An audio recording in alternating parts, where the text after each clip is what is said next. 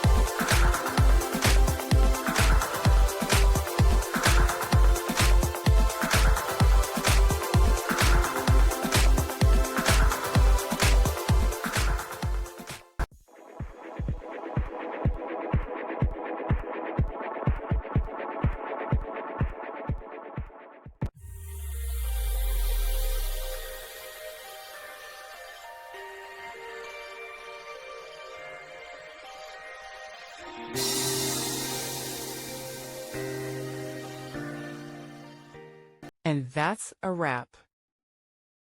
I hope you found the answer you were looking for.